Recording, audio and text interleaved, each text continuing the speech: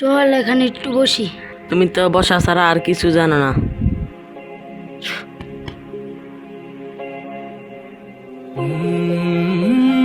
কিরে তামিম, সারাদিন কই থাকো? স্কুলে যাস না কেন? পড়া ঠরা মন থাকে না, এর জন্য স্কুলে যেতে ভাল লাগে না। মনোযোগ দিয়ে পড়লেই তো পড়া মনে থাকে। পড়ি না, পড়ি তো।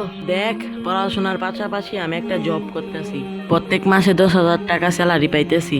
জব তো আমিও করতে পারি, কিন্তু করি না, ভালো লাগে না। আরে বেটা, এখন থেকে শুরু কর, সময়টা নষ্ট করিস না। আর ঠিক মতো স্কুলে যাইস। আচ্ছা দেখি।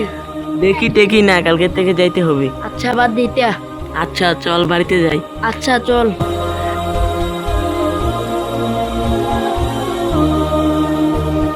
গোসল করে নামাজে আসবি না এখন? আসবো, তুই তাড়াতাড়ি আইয়া পড়িস।